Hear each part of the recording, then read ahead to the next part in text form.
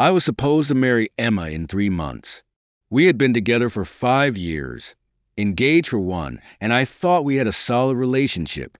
We were a team, or so I believed. Then I found out about the account. It started with something small. We were having dinner, and I mentioned that my job had finally given me the raise I had been working toward.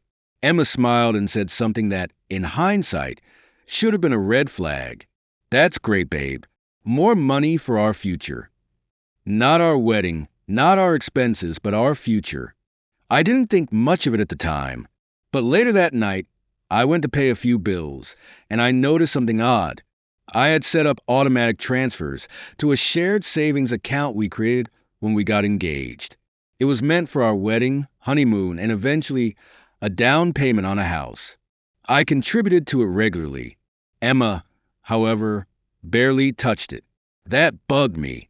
So I did something I'd never done before. I checked our past statements. And that's when I noticed the other transfers. The ones I didn't recognize. Every month, a significant amount of money was being transferred from our joint account into another account, one I had never seen before. At first, I thought it was a mistake. Maybe Emma had a personal savings account I just didn't know about. But the more I looked, the more I realized how calculated it was. The withdrawals were consistent, always right after I deposited my paycheck. And they were large. I felt sick. I confronted her the next morning. Emma, I said, trying to keep my voice steady, do you have another savings account? She hesitated for half a second before responding. Yeah, it's just for emergencies. I nodded, pretending I believed her. Can I see it? Her expression changed. Why? Because I checked our statements, I said, and I noticed that a lot of my money has been going into it. Her face turned red. It's not just your money, but I'm the only one contributing, I said, my voice sharper now. I've been putting money into our joint account, thinking it was for us, and you've been siphoning it into an account I didn't even know existed. Emma crossed her arms. I don't see what the big deal is.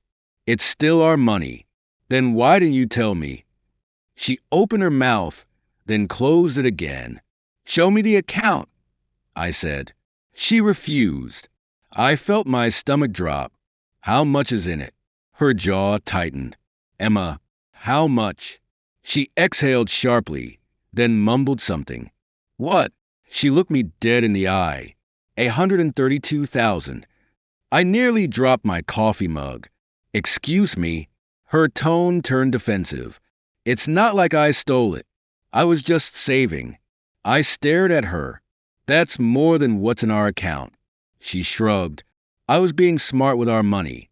No, I said, shaking my head. You were being smart with my money. She had nothing to say to that. I stood up, my chair scraping against the floor. We need to talk about this. Emma sighed. It's not a big deal. But it was. And I was starting to wonder if this was just the beginning of the secrets she had been keeping from me. I couldn't look at her. I walked to the living room, trying to process what I had just heard. Over $130,000. Money that I thought we were saving together. Money that I had been putting away, thinking it was for our wedding, our future. But the whole time, Emma had been funneling it into her own secret account. And she didn't think it was a big deal. She followed me. Ethan, you're overreacting. I let out a hollow laugh. You've been taking my money, hiding it from me, and now you expect me to just shrug it off. Emma folded her arms. I didn't steal it. Then what do you call it? She hesitated. Look, I was just being responsible. Responsible? I repeated, stunned. For who? Because it sure as hell wasn't for us. She let out an exasperated sigh. Do you know how many couples end up broke after their weddings? Or how many people struggle with money when things go wrong? I was just making sure we had a safety net. Then why didn't you tell me? I asked. She looked away. I stared at her, a sinking feeling settling in my gut. Emma, I said carefully, what was this money actually for? She flinched. I took a step closer. Was it really for us? She didn't answer. My pulse pounded in my ears. I walked past her, grabbed my keys, and headed for the door. "Where are you going?" she asked sharply. "I need time to think," I said. She scoffed. "You're being dramatic."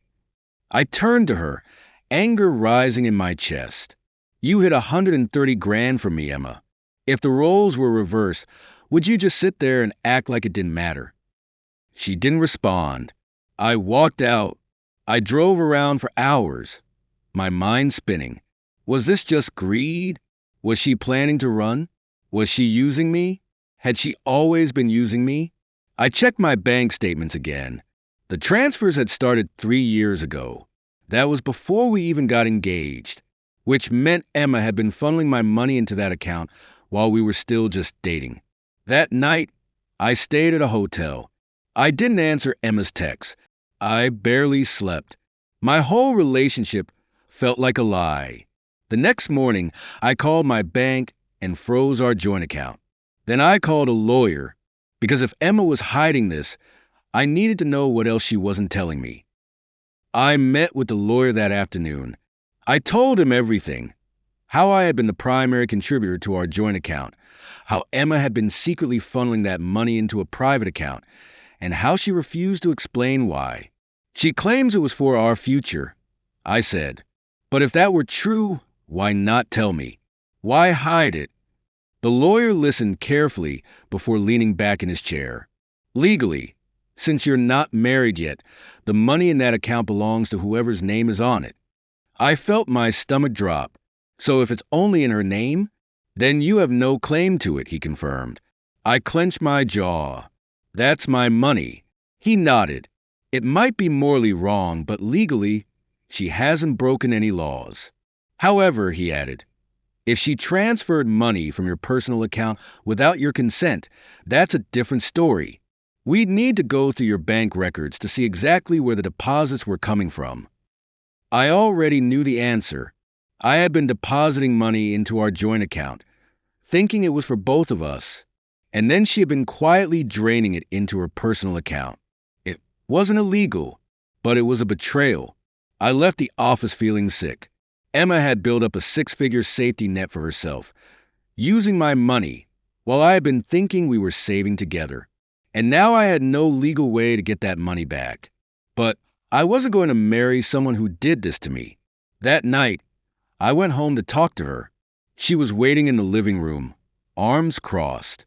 "You ignored my calls," she said coldly. I sat down across from her. "We need to talk." She rolled her eyes. "Oh, now you want to talk." I took a deep breath, keeping my voice steady. I froze our joint account. Her face twisted in anger. "Excuse me. I spoke to a lawyer," I said. "Legally, I can't do anything about the money you took, but I'm not letting you take any more." She shot up from the couch. "That money is ours, Ethan." I shook my head. "No, that money was supposed to be ours, but you made it yours." She let out a harsh laugh. "So what? You're punishing me now." "I'm trying to understand why you did this," I said. "Because if it was really for us, why hide it? Why refuse to tell me?" She hesitated, and in that moment I knew the money was never for us. It was always for her. I stood up. "I'm calling off the wedding." Her eyes widened. "You're what?" "I don't trust you anymore, Emma," I said, my voice flat. "And I can't marry someone I don't trust." She grabbed my arm, her expression shifting to panic. "Ethan, wait. We can fix this. I just wanted to feel secure, that's all. I wasn't trying to hurt you." I pulled away. "You did hurt me." She stared at me, breathing heavily. Then her face twisted into something bitter. "Fine," she snapped. "But don't expect me to give you a single cent of that money." I let out a humorless laugh. I never expected to see it again. I packed my bags that night. Emma didn't cry. She didn't try to stop me. She just stood there, watching, arms crossed, lips pressed into a thin line. And as I walked out of the apartment, I realized something. She never said she loved me. Not once. And that told me everything I needed to know. I moved out that night and stayed with a friend while I figured out my next steps. Emma sent a few texts over the next couple of days. Some angry, some apologetic, but I didn't respond. A week later, she called. I let it go to voicemail. Then she sent a message that made my stomach drop. Since you're too childish to talk, I guess you don't care about getting your stuff back. I called her immediately. What are you talking about? I demanded. Emma sighed dramatically. You left a lot of things here. Clothes, your tools, some of your work stuff. I was trying to be nice and let you come get them, but since you won't even speak to me, I might as well donate them. I clenched my jaw. I'll be there in an hour. I wasn't going alone. I called my friend Jake and asked him to come with me. He didn't hesitate.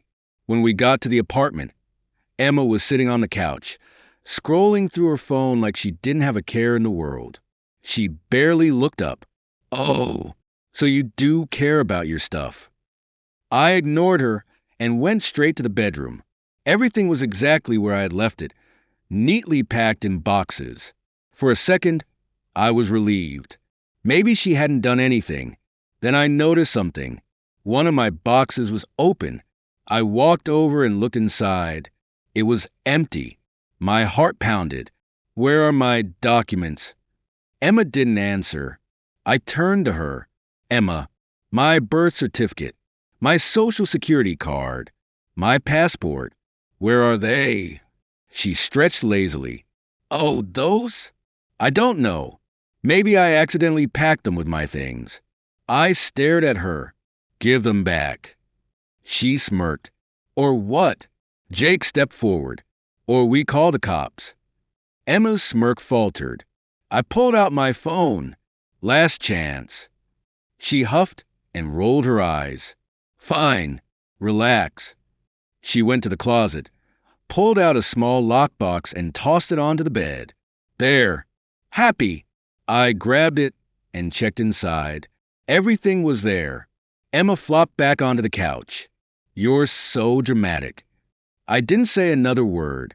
I just finished packing, loaded up the car, and walked out of that apartment for the last time. Jake shook his head as we drove away. Dude, that was insane. I exhaled slowly. Yeah. But deep down, I knew this wasn't over. Emma hadn't just been hoarding money. She had stolen my personal documents. And I had a bad feeling she had been planning something much worse than just a secret bank account. I knew I needed to protect myself. Emma wasn't just manipulative.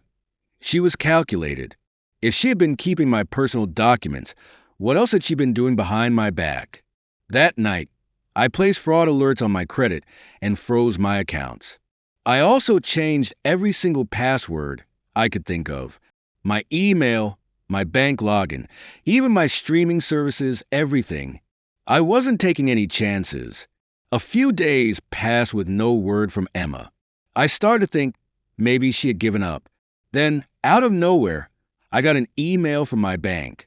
Your request for a joint account closure has been received. I felt my blood turn to ice. I never requested to close our joint account. I immediately called the bank. I didn't authorize this. I told them. The representative checked my file. It looks like the request was submitted online. I clenched my jaw. And whose name was on the request? A pause. Then Emma. Of course. I explained the situation and told them under no circumstances was the account to be closed without my explicit consent. The representative assured me it was taken care of, but I wasn't satisfied. I went straight to the bank in person and made sure my name was removed from the joint account entirely. If Emma wanted to play dirty, I wasn't going to make it easy for her. But the real bombshell came later that week. I received a letter in the mail from an unfamiliar credit card company. Thank you for your recent application. We regret to inform you that we are unable to approve your request at this time due to discrepancies in the provided information. I had never applied for a credit card. I stared at the letter, my hands shaking. There was only one person who had access to my personal details. Emma had tried to open a credit card in my name. And now, I knew for a fact that the woman I almost married wasn't just greedy. She was dangerous. I wasn't going to let this slide. Emma had already stolen from me, lied to me, and tried to manipulate me. But trying to commit identity fraud, that was a whole new level. I immediately called the credit card company, explained the situation, and asked for any details they could give me. They confirmed that someone had applied online using my name, social security number, and other personal details. But the application was flagged because some of the information didn't match my credit history. I asked if they could tell me the IP address or location the request came from, but they said that for security reasons, they couldn't disclose that. I wasn't surprised, but I knew exactly who had done it. I reported the attempted fraud and placed additional security measures on my accounts. Then, I filed a police report. I didn't know if they would do anything, but I wanted a paper trail in case Emma tried something else. A few days later, I got a call from a blocked number. I almost didn't pick up, but curiosity got the better of me. It was Emma. Her voice was calm, almost amused. "So, you're really going to the cops on me?" I didn't say anything. She sighed dramatically. "Ethan, you're being so ridiculous. I wasn't trying to hurt you." I clenched my jaw. "You stole my personal information and tried to open a credit card in my name. That's fraud, Emma." "Oh, please," she scoffed. "It didn't even go through. Noir, Nufo." I couldn't believe what I was hearing. "You don't get to decide that." She huffed. "Look, I was just trying to protect myself. You left me, remember? What was I supposed to do?" I shook my head. "You had 130 grand in your secret account, Emma. Don't act like you were some helpless victim." She was silent for a moment. Then her tone turned sharp. "You know what? Fine. Be a little snitch. But don't think this is over." She hung up. I stared at my phone, heart pounding. That was the moment I knew Emma wasn't just greedy. She was vindictive. After that call, I tightened my security even more. I signed up for identity theft protection, monitored my credit daily, and made sure she had no access to anything connected to me. And then, just when I thought things had finally settled, Emma got engaged to a guy she had just started dating. I found out through mutual friends. Apparently, he was some finance guy with a well-paying job, and within 2 months of meeting him, she had a ring on her finger. I wasn't surprised. Emma wasn't looking for love. She was looking for security. And once she realized she couldn't milk me anymore, she found a new target. I felt bad for the guy, but it wasn't my problem anymore. A year later, I heard through the grapevine that Emma's new fiancé had called off their wedding. Why? Because he found out she had a secret bank account with over $200,000 in it. I guess some things never change. TLDR, I was engaged to Emma and thought we were saving for our future together.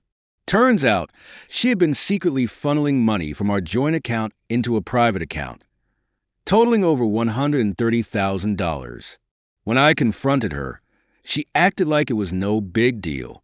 I called off the wedding, moved out, and later discovered she had also kept my personal documents. Things escalated when she tried to open a credit card in my name, so I filed a police report and locked down my finances. A few months later, she got engaged to a new guy, but he eventually dumped her after discovering she had another secret bank account, this time with over $200,000. Looks like she never changed.